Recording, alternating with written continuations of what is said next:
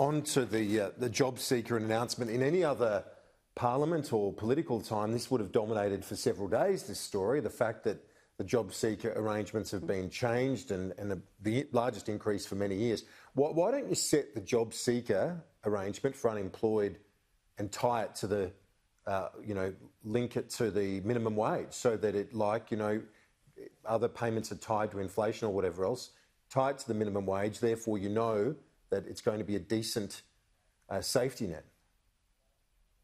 Well, in a sense, a number of factors played into the decision in relation to the changes that we made to the base rate of JobSeeker payment and all other associated payments last week. And a couple of them actually were particularly relevant to the basic minimum wage. For example, for the last, all the way through this century, we've seen that the basic minimum wage, but the percentage that the unemployment rate was of the basic minimum wage was around the 40 to 42%. Over recent years, it had slipped to about 37.5%, and the changes that we made last week bring it back in line at 41.2% of what has traditionally been about the rate of the safety net that we put in place in relation to the minimum wage. But in addition to that, we put in a couple of other things like the increase in the income-free area, so that's the amount of money that somebody can earn before they lose any part of their payment, as well as the taper rates, which are the amount that they can lose by amount that they can earn and only lose a percentage of the amount that they are receiving on payment.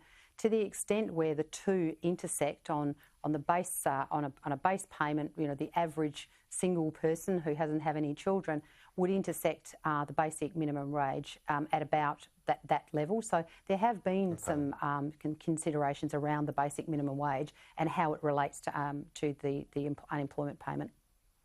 And finally, in relation to that, the OECD, a number of comparable nations, have an unemployment rate that is high in the short term when someone finds themselves without a job, and then it tapers down to a lower rate.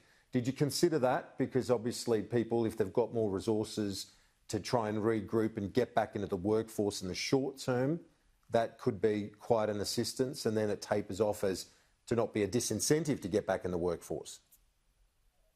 Well, Australia's got a really unique system of support for people who find themselves requiring working age payments, and it's non-contributory, and you can be on payment for as long as you need it.